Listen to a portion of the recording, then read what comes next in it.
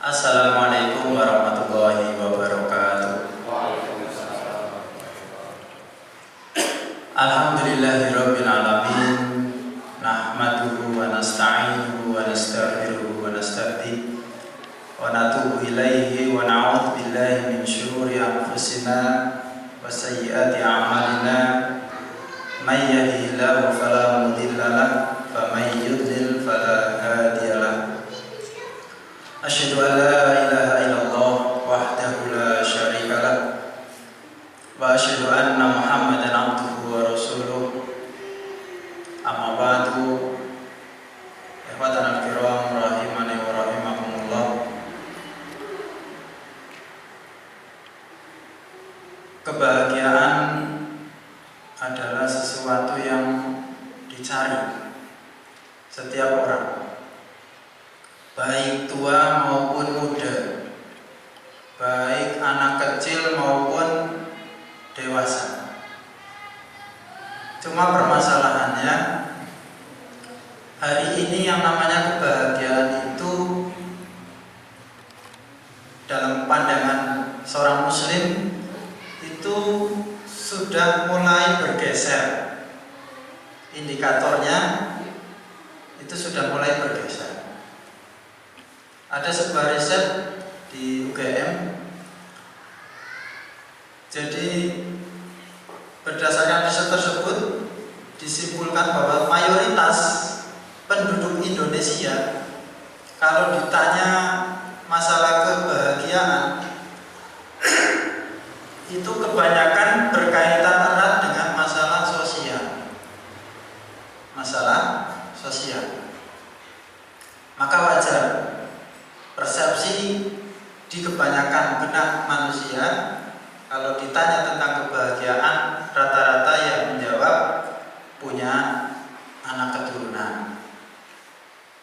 Bagi seorang pemimpin keluarga, ya, rumah tangga, bapak ibu suami istri, kalau sudah lama tidak dikaruniai anak, pengennya punya anak. Ketika sudah diberi anak, pasti dia sangat bahagia. Sehingga ketika ditanya apa ukuran Anda mendapatkan kebahagiaan, ya anak itu. Ketika orang mengidam-idamkan ingin punya rumah, ya yang dicari bagaimana biar dapat rumah. Nah, ketika rumah itu sudah diperoleh, dia akan merasakan kebahagiaan tersebut.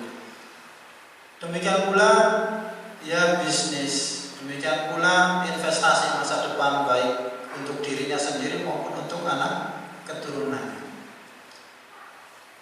Namun yang anehnya lagi, dalam pandangan seorang muslim kadang-kadang kebahagiaan itu lupa dari petunjuk yang sudah ada di dalam Al-Quranul Karim, lupa dari apa yang Rasulullah SAW sampaikan di dalam hadis-hadis beliau, ya, Sallallahu Alaihi Wasallam. Sehingga sebagai buktinya itu kalau kita tanya kepada seorang muslim ukuran kebahagiaan apa, ya, rata-rata jawabannya adalah kebahagiaan yang mahsusia, kebahagiaan yang indrawi, yang bisa dilihat, bisa dinikmati langsung oleh anggota tubuh. Jarang yang menyebut alhamdulillah masih diberi iman, saya bahagia sekali. Yang jawabannya kayak gitu itu ya 1001 di hari yang penuh dengan fitnah semacam ini. Jamaah sekalian rahimahullah. Kemudian orang dalam mencari kebahagiaan itu berbeda-beda. Buktinya di dalam sejarah, di Al-Quranul Karim sendiri Allah menjelaskan tipikal-tipikal manusia di dalam mencari kebahagiaan. Qarun itu sangat bahagia dengan hartanya, tapi berakhir dengan kebinasaan akibat kekufurannya itu. Fir'aun, Haman juga demikian. Bahagia menjadi tokoh, bahagia menjadi seorang raja yang adik kuasa, hancur gara-gara kesombongannya dan yang lainnya. Sehingga masyarakat muslimin rahimahullah, kebahagiaan itu yang hakiki itu seperti apa sih? dalam pandangan seorang muslim. Ini sangat penting karena itu tadi di depan saya sampaikan bahwasanya fitnah di akhir zaman ini sudah mulai menggeser persepsi dan keyakinan seorang muslim. Munculnya isme-isme, ya, hedonis, konsumeris, ya, materialisme, ya, itu adalah karena tadi persepsi kebahagiaan yang bergeser dari hakikatnya yang sudah Allah tunjukkan di dalam Al-Qur'anul Karim. Sama sekali rahimahullah. Kemudian seperti apa sih kebahagiaan yang ditunjukkan oleh Allah Subhanahu wa taala di dalam Al-Qur'an dan diberikan petunjuknya oleh Rasulullah di dalam hadis beliau? Yang pertama, kalau kita cari di Al-Qur'an, kebahagiaan itu bahasa Arabnya adalah as-sa'adah. As-sa'adah. Kalau secara bahasa itu ya didul syaqawah, lawan daripada kesengsaraan. Dan di Al-Quran ternyata ukuran kebahagiaan itu yang Allah tunjukkan adalah kebahagiaan fil jannah, masuk surga. Jadi kebahagiaan yang Allah Subhanahu wa taala tunjukkan di dalam Al-Quran itu adalah kebahagiaan masuk surga itu. Di dalam surat Hud ayat ke-105 kalau tidak salah, Allah Subhanahu wa taala mengatakan faminhum syaqiyyu wa sa'id. Maka di antara manusia itu pada hari kiamat itu ada yang sengsara, ada yang bahagia. Kemudian di sana Allah Subhanahu wa taala jelaskan yang sengsara itu adalah mereka orang-orang yang kafir dan mereka wafin nari khalidina fiha ma damati samawati wal ardh illa ma syaa Allah. Mereka yang di dalam neraka kekal di dalamnya selama masih ada langit dan bumi. Ini kecuali apa yang Allah kehendaki. Kemudian dalam ayat berikutnya Allah juga menjelaskan fa'amal ladzina su'idu fa fil jannati khalidina fiha. Adapun orang yang bahagia mereka itu di dalam surga kekal di dalamnya. Madamati samawati wal ardh illa ya masyaallah. Jadi jangan sekalian rahimahullah, ternyata kebahagiaan yang harusnya dicari seorang mukmin berdasarkan petunjuk Al-Qur'anul Karim adalah bagaimana dia berusaha selama di dunianya itu mengantarkan dirinya masuk ke dalam surga yang dijanjikan Allah Subhanahu wa taala. Ini bedanya obsesi tujuan hidup seorang hamba yang benar beriman kepada Allah dengan selain mereka. Jamaah sekalian rahimahullah, mari kita renungkan diri kita. Selama ini tujuan ini jadi tujuan hakiki hidup kita di dunia apa tidak? Jangan-jangan keinginan kita untuk bahagia, fokus di dunianya itu lebih besar daripada akhirat kita. Jujur saja diakui atau tidak, perhatian kita terhadap kebahagiaan ini kemana? Cenderung lebih besar ke dunianya atau ke akhiratnya? Mari kita analisis hari-hari kita, berangkat pagi pulang sore. Tujuan hakikinya apa? Kebahagiaan manakah yang kita cari? Apakah kita hanya sekedar mencari kebutuhan-kebutuhan sehingga bisa dipenuhi? Ataukah di sana ada ar-ridho? Ya, keridhaan Allah Subhanahu wa taala yang menjadi ruh dari setiap aktivitas kita tadi. Dan ini yang nanti akan membedakan Muslim yang sejati yang mengikuti petunjuk Al-Qur'anul Karim dengan yang menjauh dari petunjuk ilahi. Jamaah sekalian rahimahullah,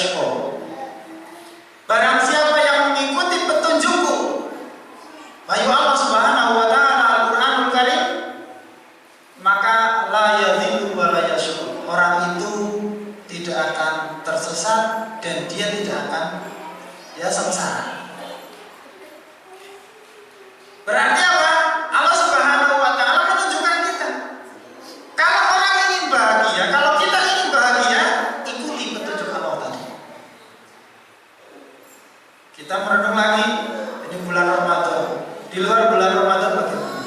Interaksi kita dengan Al-Quran seperti apa? Ya, tadarus kita dengan Al-Quran sehebat apa? Barangkali dalam 1 tahun belum pernah khatam, maka kebahagiaan itu pasti akan kadang muncul, kadang hilang. Maka ikatannya tadi, ittiba kepada hidayatullah, mengikuti petunjuk Allah Subhanahu wa Ta'ala. Sejauh mana kita mengikat itu, maka jaminan orang yang ingin mendapatkan kebahagiaan adalah mengikuti petunjuk Allah. Bahkan di dalam surat Thaha sendiri di awal itu Allah Subhanahu wa Ta'ala secara jelas, ma anzalna 'alaikal Qur'ana litashqa.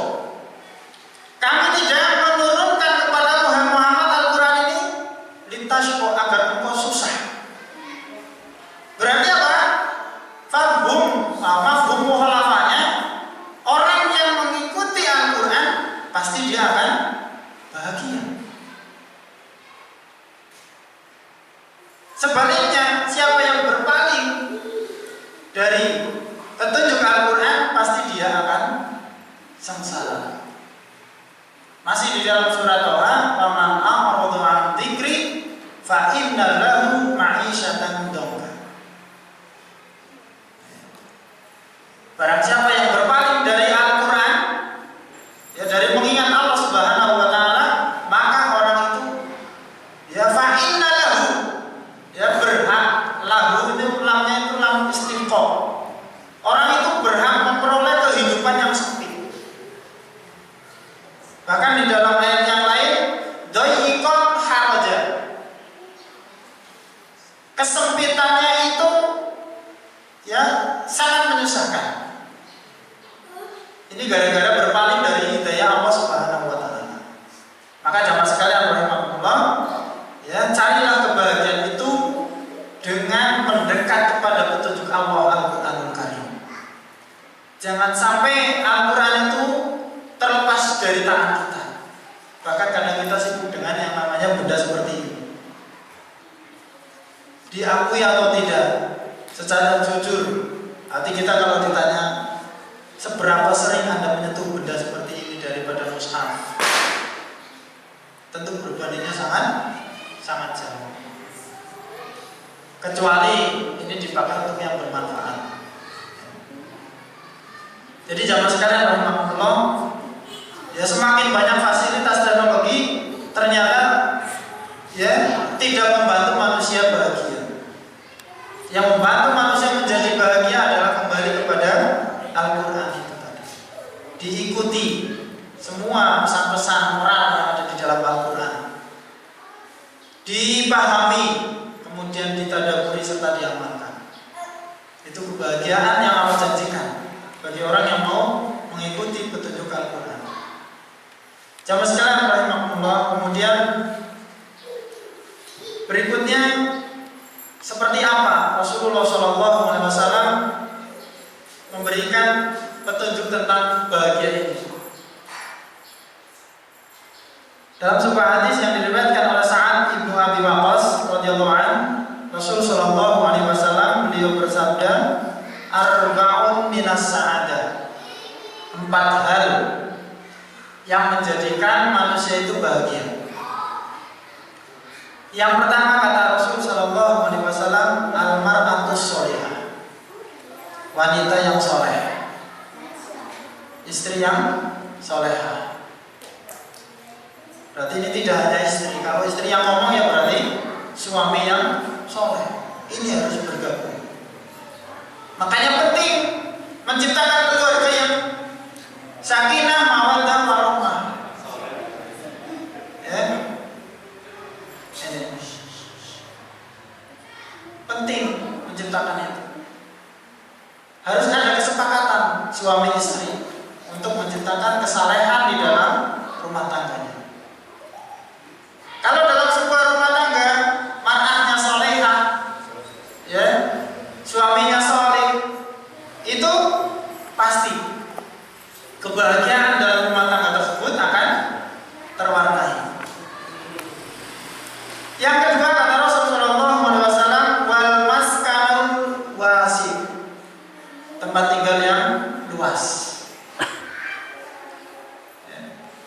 tempat tinggal yang luas. Ini sudah maklum. Siapa sih yang nggak kepengen punya rumah gede, ya, omber, rumah RSSSS, ya, kan sudah sangat menyusahkan itu. Menyebutnya saja sudah panjang, apalagi kalau dijabarkan. Jadi memiliki rumah, memiliki tempat tinggal yang luas, yang lapang, ini menjadi sebuah kebahagiaan. Kemudian kata Rasulullah SAW, wal jarus sholih, tetangga yang soleh juga, ya. Apalagi tinggal di perumahan, ini sangat butuh lingkungan yang saling memahami, tidak saling mengganggu, tidak saling menyakiti. Menyakiti tetangga itu tidak terbatas pada masalah perasaan, ya. Ancaman fisik tidak, ya. Panjenengan ya mendengarkan apa radio misalnya, atau ingin mendengarkan lagu misalnya, kencang, tetangganya pasti akan tersinggung. Ini perlu ada di sana. Makanya ada bertetangga itu perlu dipelajari. Sehingga ketika ada dan tercipta tetangga-tetangga yang soleh, ini kebahagiaan di sebuah lingkungan pun akan dapat kita peroleh. Wal markabul hani, tunggangan yang nyaman. Maka di awal tadi sudah saya sampaikan, siapapun boleh saja ingin punya rumah yang layak, ingin punya keturunan, ingin punya investasi, ingin punya kendaraan dan sebagainya, itu boleh-boleh saja. Tetapi para ulama, ya, sebagaimana disebutkan oleh Syekh Abdul Aziz As-Sadahan, kata beliau, hakikat kebahagiaan yang sesungguhnya itu adalah pada iman dan amal soleh seorang hamba. Kalau yang tadi itu sifatnya mahsusiyah tadi, hanya indrawi, bisa dinikmati oleh anggota tubuh kita. Tapi roh kita, jiwa kita, itu kadang-kadang tidak merasakan kenikmatan tersebut, tidak merasakan kebahagiaan tersebut. Buktinya apa? Ada orang kaya stres, ya kan? Ada juragan yang hartanya miliarder lah, stres, bingung dia. Akhirnya pelariannya kemana? Ya ke maksiat, ke hotel, mabok-mabokan, berselingkuh, naudzubillah. Tapi kalau punya iman, punya amal soleh, dijamin, ya, ketentraman jiwa kan diraih. Makanya di dalam Al-Quran itu ala bidzikrillahi tatmainnul qulub. Zikir kepada Allah Subhanahu wa taala itu bisa menerangkan hati. Maka nanti akan disebutkan, ya, beberapa sebab-sebab orang itu bisa memperoleh kebahagiaan. Yang pertama adalah beriman dan beramal soleh. Allah Subhanahu wa taala mengatakan di dalam Al-Qur'anul Karim, "Man 'amila sholihan min dzakarin aw untha." Barang siapa yang beramal soleh, seorang laki-laki maupun seorang perempuan, wa huwa mu'min, dan orang itu beriman kepada Allah Subhanahu wa taala, falanuhyiyannahu hayatan thayyibah. Maka kami Allah Subhanahu wa taala akan berikan dia kehidupan yang baik. Kehidupan yang baik ini bisa duniawiyatan, bisa ukhrawiyatan. Duniawiyatnya dia hidup dalam kondisi yang tenang. Kenapa? Karena rizkinya sudah dijamin. Dia tidak pernah kalah kabut, waduh ini stres. Ya bulan ini pemasukan bisnisnya sedikit, untuk cicilan ke bank sekian, untuk ini itu sekian. Aduh mepet ini, makanya gimana? Tapi kalau orang masih punya iman dan amal soleh tadi, dia tetap yakin Allah Subhanahu wa taala Al-Ghani, Maha Kaya. Ya. Allah Ar-Razzaq dia akan meminta kepada Allah Subhanahu wa taala. Imannya akan menuntun dia berdoa, ya Allah berikan kami rezeki, berikan kami kelancaran rezeki, berikan kami kesabaran. Iman dan amal soleh tadi akan membimbing seorang hamba kepada kebahagiaan. Tapi kalau tidak punya iman dan amal soleh, ya, permasalahan hidupnya, kesulitan ekonominya akan membimbing dia ke jalan yang buruk. Mungkin dia akan merampok, mungkin dia akan membegal, mungkin dia akan membobol ATM atau yang lainnya. Ini falanuhyiyannahu hayatan thayyibah. Kehidupan yang baik bisa dunia, bisa pula ukhrawiyah. Orang kalau sudah punya iman, punya amal soleh, dia istiqomah di atas jalan dua tadi, maka ukhrawiyatannya dia pun akan mendapatkan kehidupan yang baik. Apa itu? Dukhulul jannah, masuk ke dalam surga. Ini sebab yang pertama, jamaah sekalian rahimahumullah, bagaimana ya kiat ya dan sebab seseorang itu bisa mendapatkan ya kehidupan yang bahagia. Yang kedua, al-ilmu nafi. Orang itu punya ilmu di dalam mengarungi kehidupan dunia ini. Dia akan ya bisa menyaring mana yang halal dan mana yang haram. Dengan ilmu dia akan tergerak jiwanya untuk melakukan ilmunya itu, untuk mengamalkan ilmunya tersebut.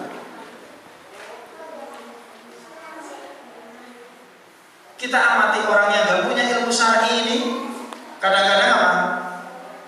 Kalau ada masalah dia bengong. Kenapa dengerin musik Pak? Lah, lagi apa? Kalau bahasa Jawa sininya itu lagi gelisah. Madem-mademi hati. Mereka kenal apa? Campur sarian. Ya.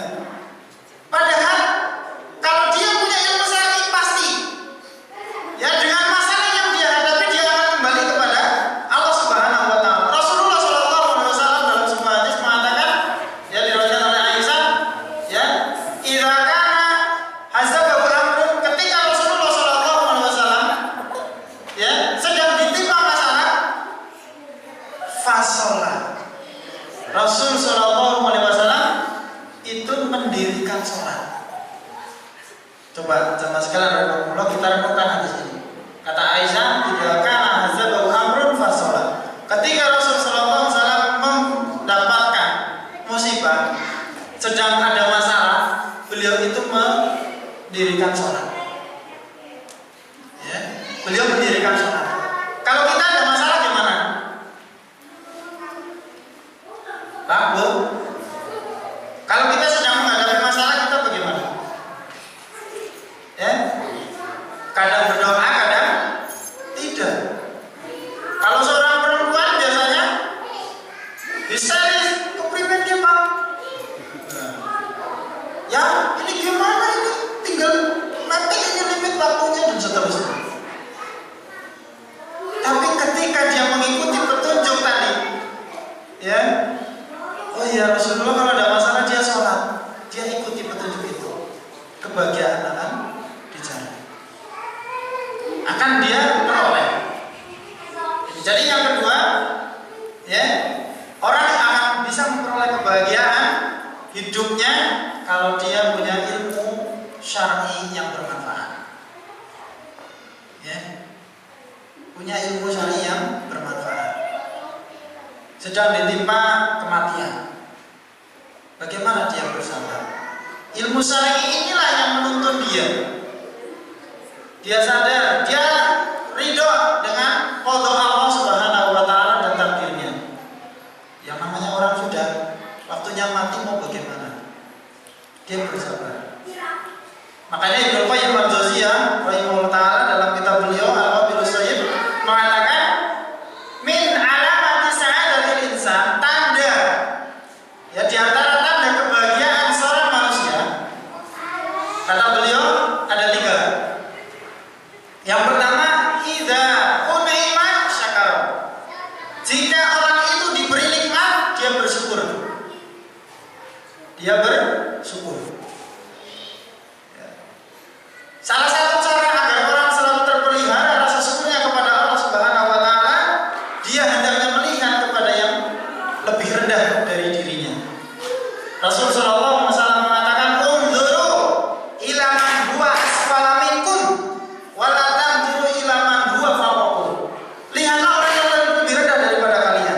Jangan kalian melihat orang yang lebih tinggi daripada kalian.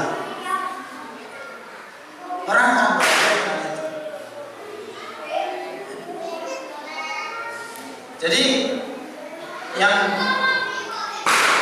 kedua, dalam sekali rahimahullah, ilmunya ini harus ilmu yang syar'i. Dia harus bersabar kalau ingin memperoleh kebahagiaan. Jadi Ibnu Qayyim al-Jauziyah rahimahullah mengatakan yang pertama tadi, salah satu tanda orang itu bahagia hidupnya di dunia adalah jika dia diberi nikmat, dia bersyukur kepada Allah Subhanahu wa taala. Ketika dia melihat ada orang ya, maaf misalnya kakinya pincang, dia bersyukur, ya Allah, alhamdulillah saya kalau dikasih kaki masih sempurna jalannya. Diberi pendengaran, diberi penglihatan, bersyukur dan bersyukur. Cuma masalahnya lagi-lagi itu tadi. Kadang-kadang orang karena saking seringnya mendapatkan nikmat Allah Subhanahu wa taala, nikmat itu tidak dianggap sebagai nikmat. Ini. Yang kedua kata Ibnu Qayyim al-Jauziyah, wa idza usiba wa idza ubtuliya sabar. Jika orang itu ditimpa bala, ditimpa musibah, ditimpa ujian, ditimpa cobaan, sabar, dia bersabar. Ibnu Syekh Muhammad Ibnu Shalih Al-Utsaimin rahimahullah ketika beliau menjelaskan hadis-hadis tentang sabar di dalam kitab Riyadhus Shalihin, beliau mengatakan bahwasanya orang itu akan dikatakan sabar kalau musibah yang menimpa dirinya dianggap bukan musibah. Berat ini. Tingkat puncak yang kesabaran yang tertinggi ini. Orang itu dikatakan punya kesabaran yang benar kalau ada musibah menimpa dirinya, dia menganggap bahwa itu bukan sebuah musibah. Sangat berat. Makanya jalan tengahnya adalah mengimani qada dan qadar Allah Subhanahu wa taala dengan benar. Beriman kepada takdir Allah Subhanahu wa taala itu ada 4 hal. Di mana kalau 4 hal ini ada, orang tersebut dikatakan benar di dalam beriman kepada qada dan qadar Allah, takdir Allah Subhanahu wa taala. Yang pertama, orang itu harus yakin bahwasanya takdir yang menimpa dirinya itu diciptakan Allah Subhanahu wa taala. Yang kedua, takdir yang menimpa dirinya itu sudah berdasarkan ilmu Allah Subhanahu wa taala. Artinya apa? Pasti ada hikmah di balik musibah yang menimpa diri. Yang ketiga, dia yakin bahwasanya takdir tersebut itu terjadi atas kehendak Allah Subhanahu wa taala. Yang keempat, meyakini atau yakin bahwasanya yang terjadi pada dirinya itu sudah ditulis di Lauhul Mahfuz. Sehingga kalau keempat hal ini, ya kita batullah, ya makhluk, kemudian ilm, kemudian masyiah, ya ditulis di Lauhul Mahfuz, diciptakan oleh Allah takdir itu, kemudian diilmui, diketahui oleh Allah bahwa takdir itu akan terjadi, kemudian terjadi atas kehendak Allah Subhanahu wa taala, orang itu akan bisa dengan legowo menerima ya musibah yang menimpa dirinya. Maka kesabaran itu akan jadi diperoleh oleh orang tersebut. Yang ketiga, jamaah sekalian rahimahullah, adalah wa idza adnaba. Jika dia berdosa, melakukan dosa baik sengaja maupun tidak disengaja, istighfar. Dia segera beristighfar. Allah mengatakan wasari'u ila magfiratin mir rabbikum wa jannah arduha samawati wal ardh uiddat lil muttaqin. Bersegera beristighfar. Ini salah satu tanda kebahagiaan, kata Ibnu Qayyim al-Jauziyah. Jamaah sekalian rahimahullah, kemudian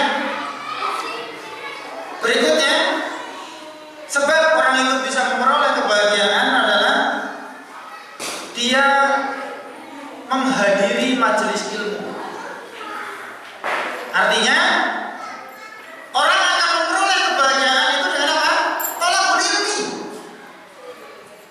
Ya, dengan thalabul ilmi, menuntut ilmu agama ini, belajar, senang menghadiri pengajian. Kenapa saya katakan demikian? Karena Rasulullah Shallallahu Alaihi Wasallam mengatakan, "Majtama qaumun fi baitin min buyutillah yatluna kitaballah wa yatadarasunahu illa nazalat alaihimus sakinah." Tidaklah sekelompok manusia berkumpul di salah satu masjid dari masjid-masjid Allah Subhanahu wa taala kecuali nazalat alaihimus sakinah.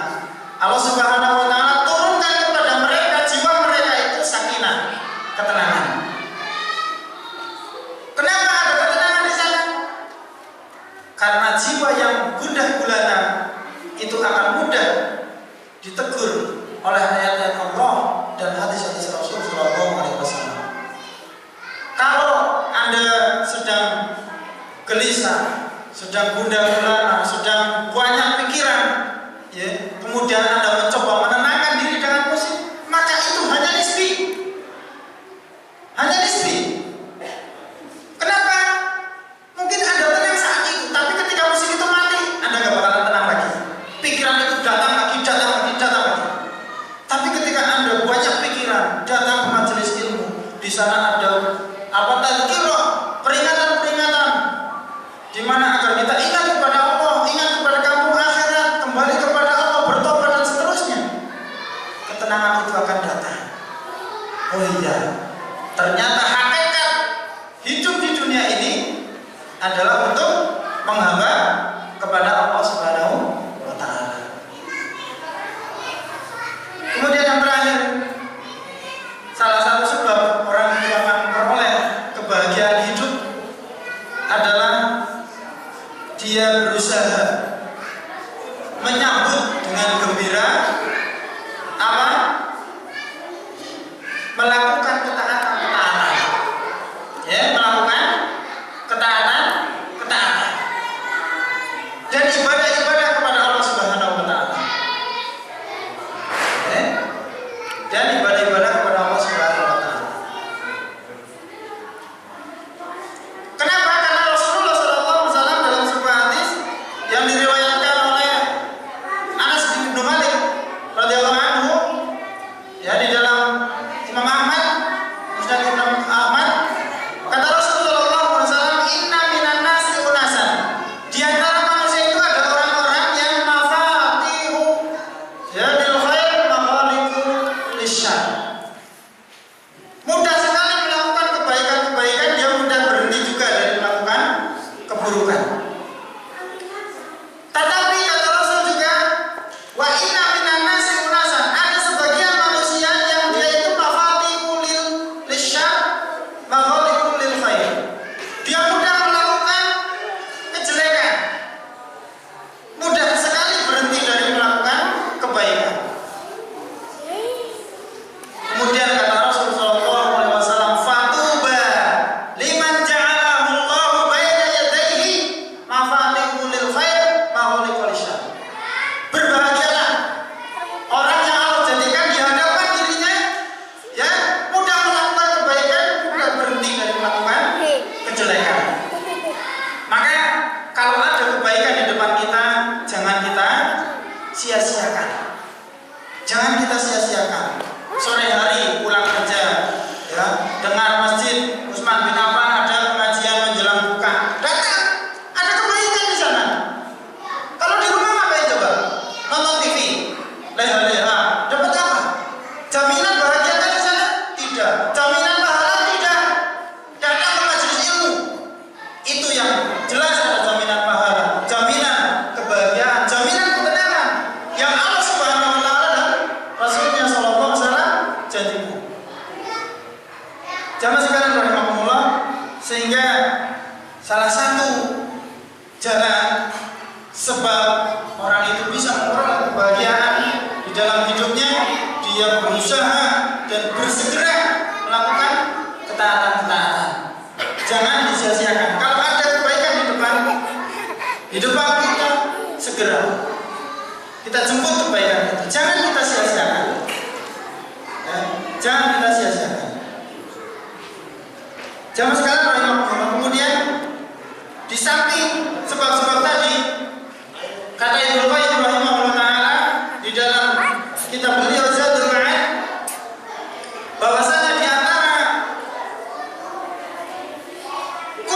kebahagiaan seorang hamba itu ada 8. Ada 8. Yang pertama,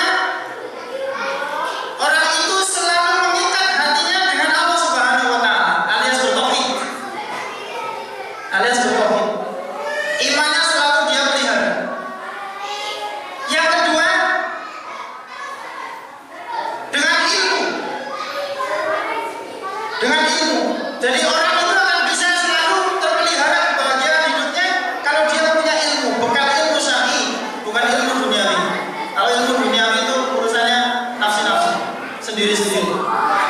Tapi bekal kehidupan bahagia yang Allah janjikan itu adalah ilmu syar'i, bukan ilmu duniawi. Yang ketiga, ar-ruju wal hub ila Allah azza wa jalla. Dia kembali dan cinta kepada Allah Subhanahu wa taala melebihi segala-galanya. Dan ini adalah ciri khas seorang mukmin. Allah Subhanahu wa taala mengatakan di dalam Al-Qur'an, "Wa minan nasi may yattakhidhu min dunillahi andadan yuhibbunahum ka hubbillah." Sebagian orang itu ada yang menjadikan selain Allah sebagai tandingan-tandingan. Mereka mencintainya seperti mereka mencintai Allah. Walladzina amanu asyaddu hubbalillah. Sedangkan orang yang beriman itu dia sangat cinta kepada Allah Subhanahu wa taala.